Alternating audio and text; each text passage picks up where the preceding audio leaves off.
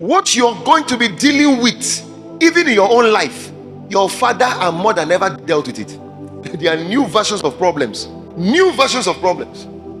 Somebody told me, sir, the church is under attack. I said, no, the church is not under attack. It's not under attack.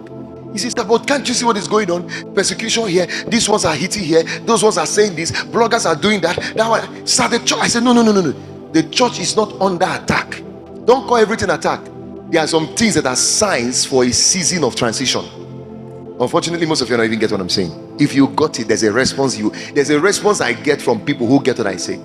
You know, when persecution came on the church, the early church, came on the Peter, the James, and the rest of them, do you know what the persecution brought? It scattered them. Not bad scattering, no, good scattering. All of them were concentrating in one temple and enjoying the euphoria of ministry in the temple. God allowed persecution to come to them. The Roman soldiers rose against them. Persecution here and there. And out of that persecution, most of them began to take off to new cities. Most of them began to take off to new territories. Most of them began to take off to new places to go and do ministry. That persecution was what gave birth to the spread of the gospel. If not, the gospel was only concentrating in Jerusalem. That's where they were.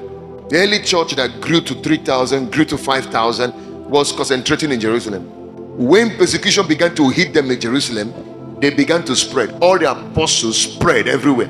Luke went somewhere else, James somewhere else, John the beloved. Every one of them moved to different territories and the gospel spread. What you're calling attack on the church now is God telling the church the drug you guys are administering has expired. That's why nobody wants to take it again. The drug you guys are administering is now obsolete. Nobody wants to take it again. So you have to check, where is the way to go now? What is the way to go now? I've seen the future of the church. The reason I'm on this journey is that I've seen the future of the kind of church that God is downloading. That church is not going to be parochial. That church is going to be transformational. That church is not going to be religious. That church is going to be professional. That church is not going to be a physical temple per se. You build one temple, put cross behind it and all that. No, that's not the church. The church of the end time that God is raising is a church that will not be even recognized as church, but it's going to make the greatest difference in the world. Those who want to stay as a religious movement or as a religious church, they will suffer untold hardship, untold resistance, untold shame. They will suffer untold mockery in this end time. They will not be able to do much for God.